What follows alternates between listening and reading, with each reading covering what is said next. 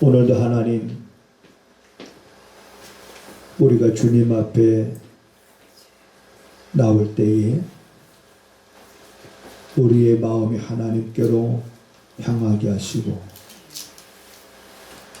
하나님이 나의 도움이 되심을 우리가 또한 굳게 믿고 그 하나님을 크게 보면서 한 해를 시작하게 하셨사오니 이제 하나님 우리의 발걸음을 소원의 항구로 하나님 인도하여 주시옵소서. 올 한 해는 사랑하는 성도들이 하나님을 크게 봄으로 인하여 입가에 웃음이 가득하고 혀에 찬양이 넘치는 한 해가 되게 하옵소서. 또한 이제 주의 말씀을 들을 때에 올 한 해는 그 말씀들이 우리 안에 깊숙이 스며들도록 성령님께서 도와 주시옵소서. 이 시간도 말씀을 들을 때 깨닫지 못하는 이들이 없도록 성령님께서 도우시되 마음이 강팍하지 않게 하시고 마음을 하나님께로 향하며 길을 쫑긋이 세워서 주의 말씀을 들을 수 있도록 성령님 인도하여 주시옵소서. 예수님의 이름으로 간절히 기도하옵나이다. 아멘. 아멘. 오라 우리가 여호와께 노래하며 우리 구원의 반석을 향하여 즐거이 부르자.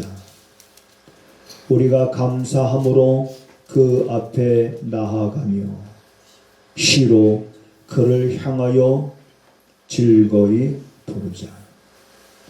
대저 여호와는 크신 하나님이시요 모든 신 위에 크신 왕이시로다.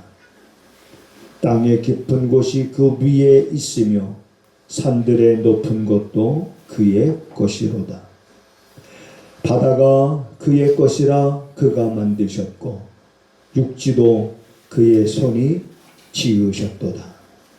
오라 우리가 굽혀 경배하며 우리를 지으신 여호와 앞에 무릎을 꿇자. 대저 저는 우리 하나님이시요 우리는 그의 기르시는 백성이며 그 손의 양이라. 너희가 오늘날 그 음성 듣기를 원하노라. 아멘. 아멘. 하나님을 어떻게 하면 우리가 크게 볼 수 있을까? 어떻게 하면? 그래서 여러분 우리가 고민을 하더라도 좀 이런 문제 때문에 고민을 좀 해봤으면 좋겠어요. 야, 하나님을 어떻게 하면 우리가 크게 볼 수 있을까? 그래서 그 문제를 가지고 우리가 하나님 앞에 나와서 하나님 어떻게 하면 내가 어떻게 하면 우리의 자녀들이 하나님을 크게 볼 수 있을는지 하나님 도와주시옵소서. 왜냐하면 우리가 지금까지 살아가고 있지만 내 힘으로 안 되고 내 지혜로 안 되고 내 능력으로 안 되고 이제는 오직 하나님께서만이 우리가 하나님을 어떻게 하면 크게 볼 수 있는지 하나님 도와주시옵소서. 간절한 그런 우리들의 기도에 우리 하나님은 반드시 응답하실 줄로 믿습니다. 우리도 하나님, 나도 하나님 크게 봐야 되고 우리 자녀들도 하나님을 크게 봐야 되고 그래 하나님을 크게 봤던 지난주에 살펴봤던 말씀 가운데 히스기야 왕이 한 말이 있습니다. 반드시 우리를 도우실 것이다. 반드시 나를 도우실 것이다.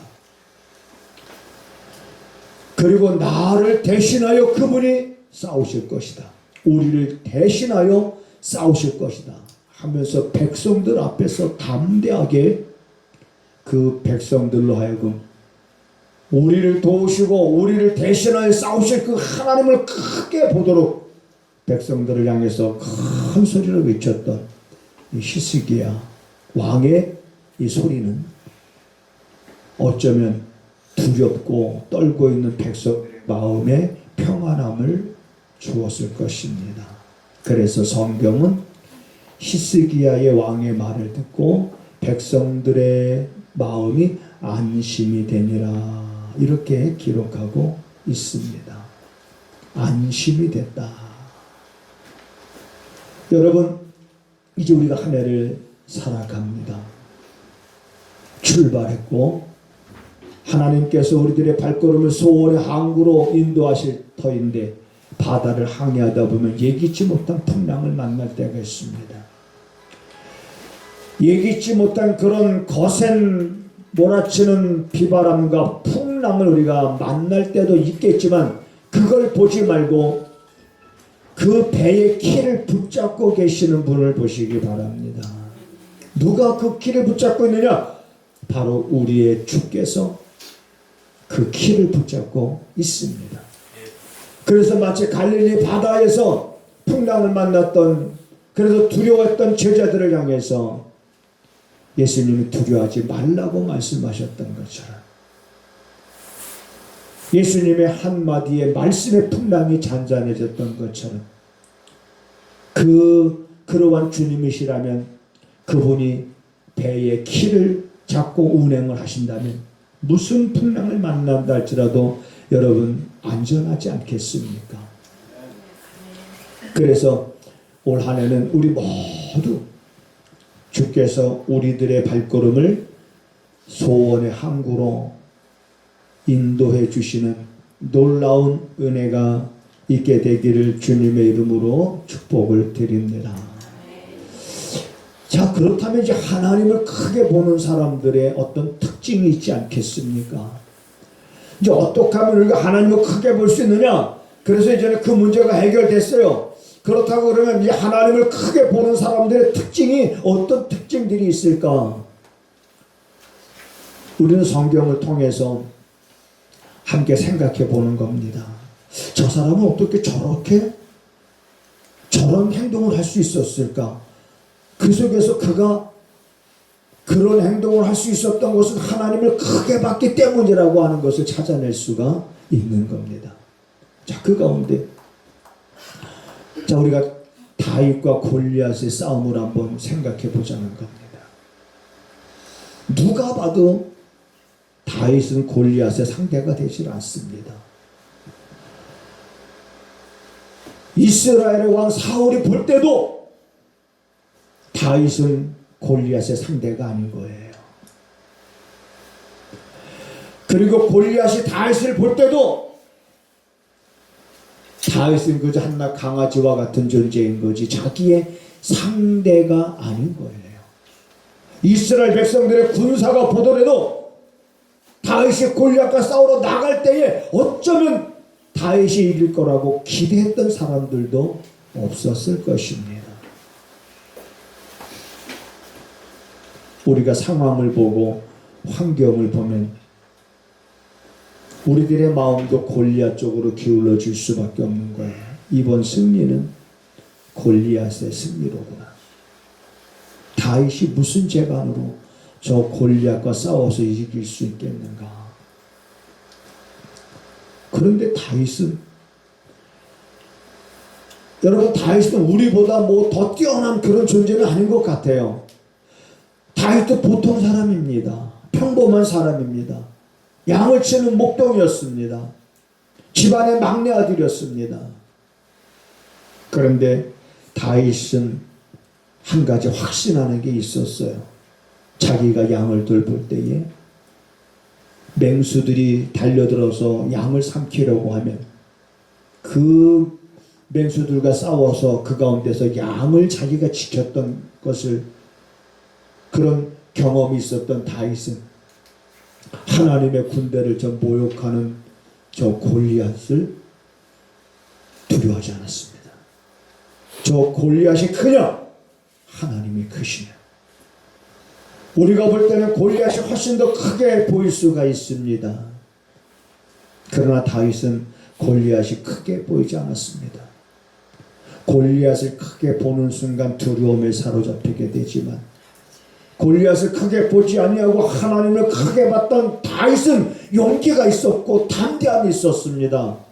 그래서 그는 골리앗을 향해서 담대히 나갈 수가 있었고 그가 양을 돌보던 맹수들을 물리치던 그 자기의 무기를 가지고 나가서 골리앗과 여러분 싸울 때에 생각지도 못했던 일이 벌어졌잖아요. 싸워보지도 못하고 골리앗은 그냥 꼬꾸라진 거예요. 왜냐하면 다윗이 맹수로부터 양을 지킬 때 사용했던 물맷돌을 다윗이 돌리면서 이것을 한순간에 골리앗을 향해서 딱 던졌을 때의 그 돌이 골리앗의 이마에 가서 팍 꽂히면서 골리앗이 그 자리에서 꼬꾸라졌습니다. 누가 봐도 다윗이 이길 거라고는 생각지도 않았을 것입니다. 여러분, 우리들의 삶 속에서 하나님을 의지하고 하나님을 크게 보고 살아가는 사람들이 우리가 세상을 살아갈 때 누가 봐도 그거는 안 되는 거고 누가 봐도 그거는 망할 수밖에 없는 거라고 생각할 수 있지만 그러나 그것을 다시 세울 수 있고 일으킬 수 있고 흥망하게 할 수 있는 분은 하나님이시니 우리는 다윗처럼 그렇게 골리앗을 크게 보지 않고 하나님을 크게 볼 수 있는 여러분, 우리 그런 믿음의 성도가 되시기를 주님의 이름으로 축복을 드립니다. 자, 요쯤에서 한번 우리 오른손을 한번 들어보고 자, 우리 믿음으로 살자 한번 해보겠습니다. 시작. 믿음으로 살자. 다시 한번 시작. 믿음으로 살자. 그래, 믿음으로. 오늘 본문에도 보면 시편 기자가 이렇게 고백합니다. 대적 여호와는 크신 하나님이시다. 대적 여호와는 크신 하나님이시여 모든 신 위에 크신 왕이시로다. 그러면서 우리가 이제 6절에 보면 오라 우리가 굽혀 경배하며 우리를 지으신 여호와 앞에 무릎을 꿇자. 다시 말하면 하나님을 크게 보는 사람은 무릎을 꿇을 줄 아는 사람입니다. 이 시편 기자가 우리에게 말하고 있는 것처럼 오라. 우리가 그 크신 하나님을 경배하고 그 크신 하나님 앞에 우리가 무릎을 꿇자. 여러분, 하나님 앞에 절박한 상황 속에서 무릎을 꿇었던 왕 가운데 하나는 여호사밧이라는 유다의 왕입니다. 암몬과 모압과 몇 마온 족속들이 연합해서 쳐들어왔을 때 여호사밧 왕은 난감했습니다. 그래서 성경은 이렇게 기록하고 있습니다. 여호사밧이 저들을 대적할 능력도 없고 우리는 저들을 대적할 능력도 없고 저들이 연합해서 쳐들어왔으니 우리는 어떻게 해야 될 줄도 알지 못하나이다. 오직 주만 바라보나이다. 오직 주만 바라봅니다 하면서 식음을 정패하고 3일을 작정하고 모든 백성들이 왕과 더불어서 금식기도 하기를 시작을 했습니다. 여러분, 이것이 우리가 여호와 앞에 무릎을 꿇는 모습인 거예요. 하나님을 크게 보는 사람들은 하나님 앞에 무릎을 꿇을 줄 압니다. 오직 주만 바라보나이다. 어떻게 해야 될 줄도 알지 못하고 나는 대적할 능력도 없고 이것을 풀어갈 방법도 알지 못하고 내 힘으로는 어떻게 할 방법이 없사오니 오직 주만 바라보나이다 하면서 무릎을 꿇었던 여호사밧 왕에게 하나님이 응답하셨고 왕은 하나님이 주신 그 응답을 확신하고 그 하나님을 찬양하면서 전쟁터에 나갈 때에 승리케 하신 분이 하나님이신 줄 믿으시기를 바랍니다. 하나님을 크게 보는 사람은 하나님 앞에 무릎을 꿇을 줄 아는 사람. 그리고 또한 하나님을 크게 보는 사람은 어떤 특색이 있냐면 따라서 하시겠습니다. 하나님의 방법에 실망하지 않는다. 자, 하나님 앞에 우리가 무릎을 꿇는 것도 하나님의 방법이지 우리의 방법이 아닙니다. 너희는 내게 부르짖으라. 그리하면 내가 내게 응답하겠고 내가 알지 못하는 크고 비밀한 것을 내게 보이리라 라고 말씀하셨으니 우리가 무릎 꿇는다는 것 자체도 하나님을 크게 보기 때문에 무릎을 꿇는 것이고, 그리고 그 하나님께서 주시는 그 말씀 이해가 되지 않지만은 그 말씀은 곧 방법입니다. 우리에게 주신 응답은 그 방법인 거예요. 내게 그렇게 응답을 주셨으면 그렇게 행해야 되는 겁니다. 응답을 주셨는데, 응답을 받았는데 응답 받은 대로 행하지 않으면 안 되는 거잖아요. 여호사밧이 받은 응답이 뭡니까? 마주 나가라는 거였거든요. 근데 마주 안 나가면 어떡해요? 응답을 받았는데 마주 나가라고. 그런데 마주 안 나가면 어떡합니까? 그래서 응답 받은 것이 중요한 것이 아니라 응답 받는 것 중요하지만 내가 하나님이 어떤 방법으로 내게 응답을 주셨는지, 내가 틀림없이 응답을 주셨다면 확신을 갖고 우리는 그 방법에 실망하지 말고 나가야 되는 거예요. 대표적인 예로 우리가 모세를 예를 들을 수가 있습니다. 이스라엘 백성들이 애굽 생활에서 해방돼서 모세가 그들을 이끌고 하나님 약속하신 가나안 땅을 향해서 이제 출발했잖아요. 자, 출발해서 잘 가고 있는데 어느 날 하나님께서 모세에게 말씀하십니다. 모세야, 돌 쳐서. 이게 뭐냐면 출애굽기 14장 1절에 나오는 말씀이에요. 여호와께서 모세에게 말씀하시기를 모세야, 돌 쳐서. 이 돌 쳐서라는 것은 방향을 바꿔서.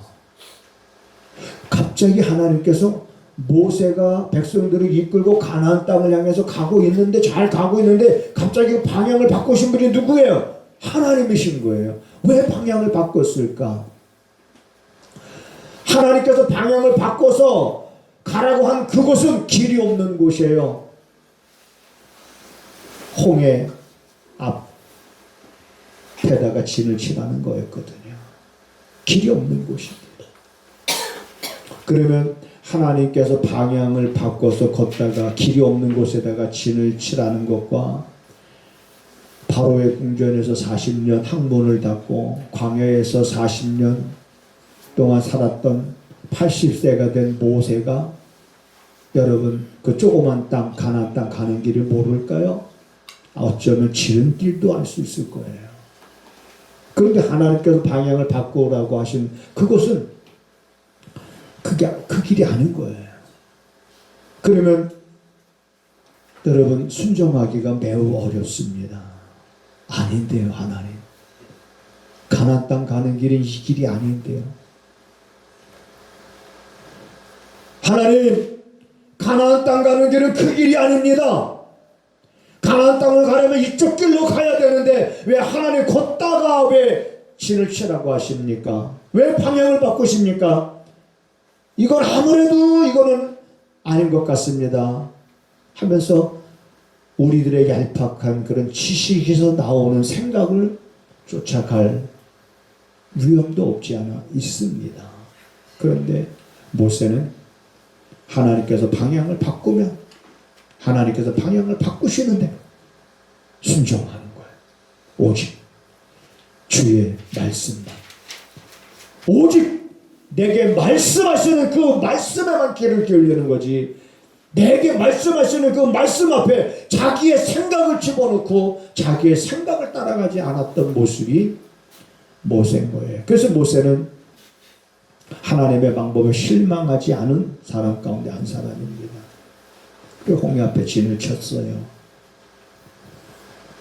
우리가 잘 아는 것은 애국 군대가 추격해 오잖아요. 뿌옇게 번지를 일으키면서 달려오는 모습이 보이잖아요.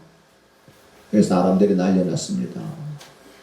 우리를 여기까지 애굽에서 끌어내서 인도에서 여기서 죽게 하려고 하느냐, 그러면서 백성들이 난려났습니다.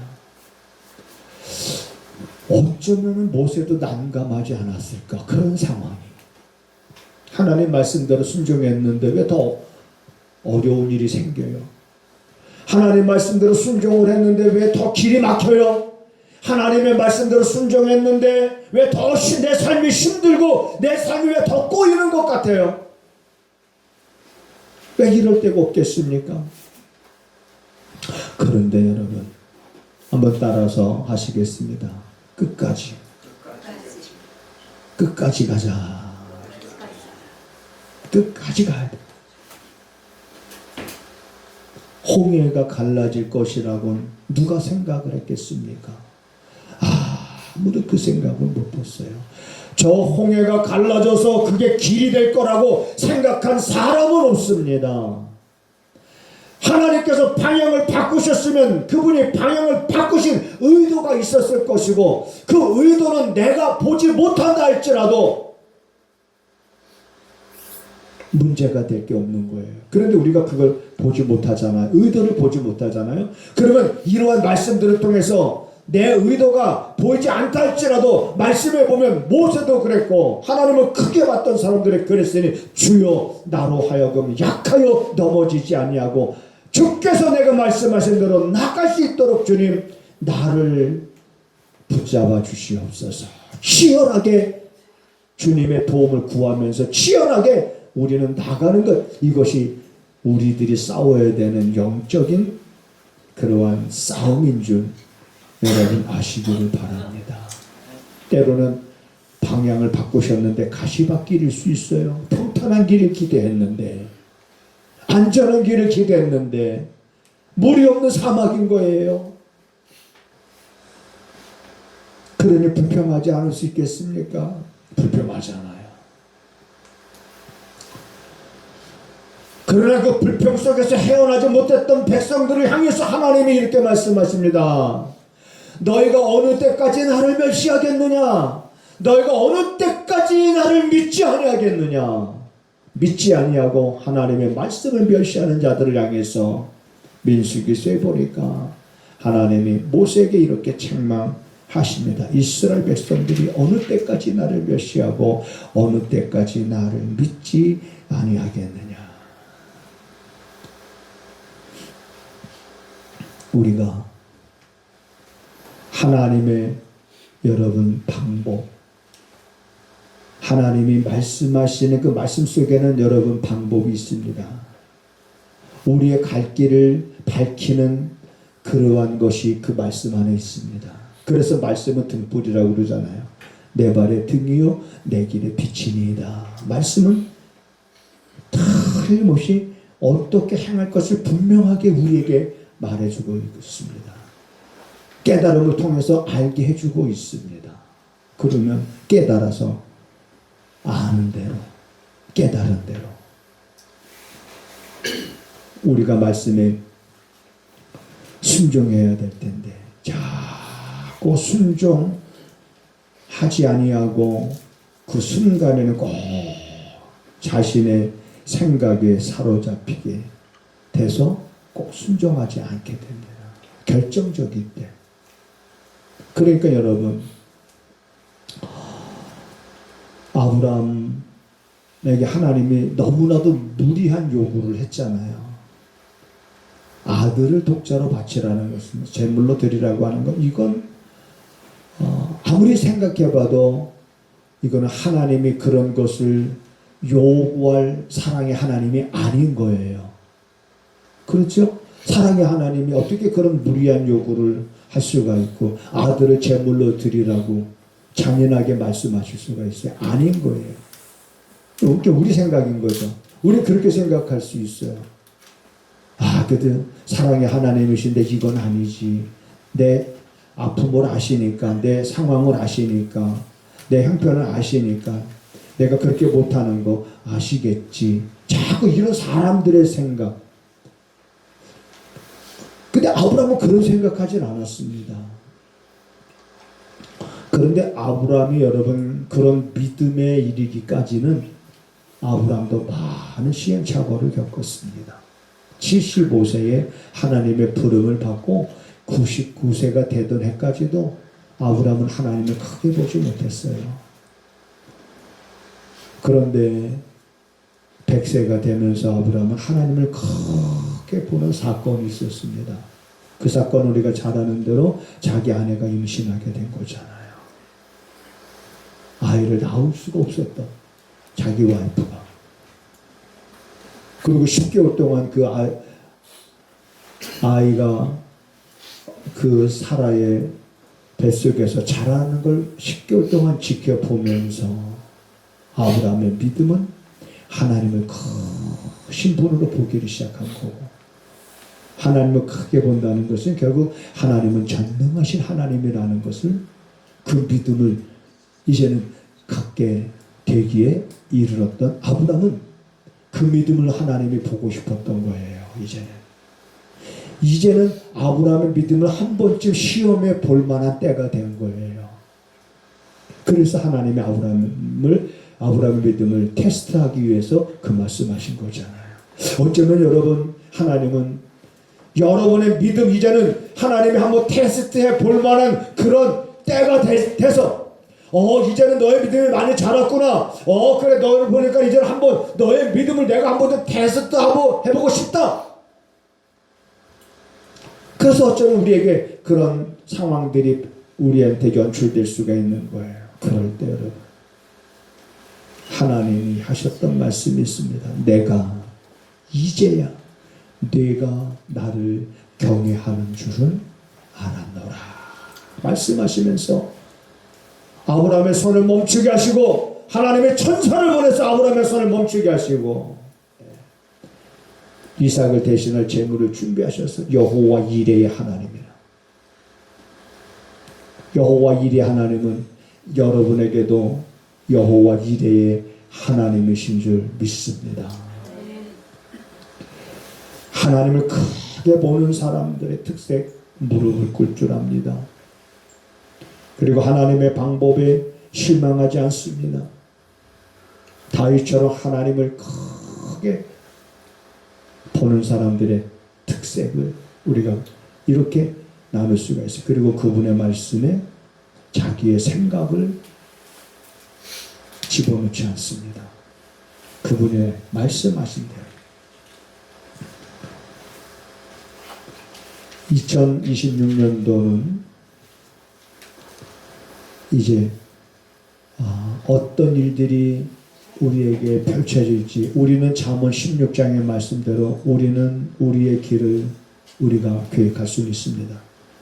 그러나 그 발걸음을 인도하시는 분은 여호와 하나님이시니라. 우리는 계획은 할 수 있어요. 계획해야 됩니다. 이렇게 해야지, 이런 계획, 목표, 목적 가질 수 있습니다.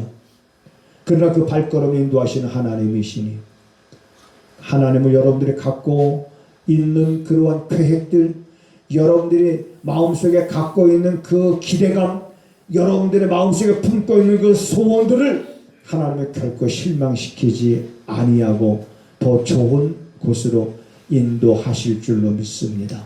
그 하나님을 크게 보고 그분의 말씀에 귀를 기울이며, 이제는 틀림없이 내가 세운 계획보다 더 좋은 길을 인도하실 하나님, 그 하나님께서 내게 주신 그 말씀을 마음에 우리가 깊이 새겨두면서 그 말씀 붙잡고 나가면 2026년도 정말 우리들이 깜짝 놀랄 만한 꿈 같은 일들로 인해서 늘 우리들이 볼 때마다 입가에 웃음이 가득하고 혀에는 찬양이 넘치는 그런 우리들의 모습이 되기를 주님의 이름으로 축복을 드립니다.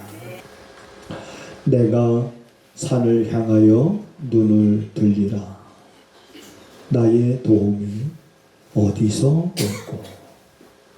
나의 도움이 천지를 지으신 크신 하나님께로부터 옴을 이제 우리 성도들마다 의심치 않고 그 믿음 위에 굳게 서서 2026년도를 하나님이 살아가게 하시되 혹 우리가 생각지 않은 어려움이 온다 할지라도 그 어려움조차도 복의 통로가 되어지는 한 해가 되도록 주님 도와주시옵소서.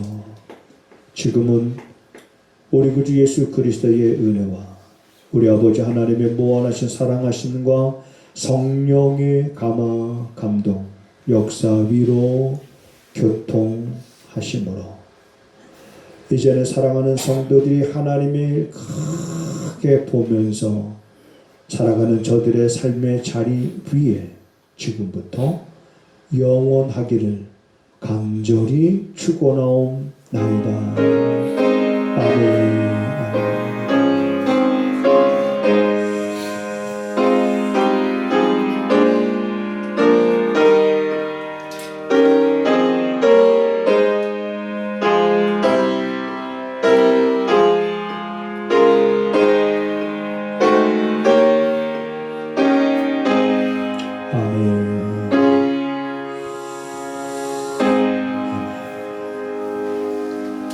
하나님을 크게 봅시다. 우리 서로 새해 인사하시겠습니다.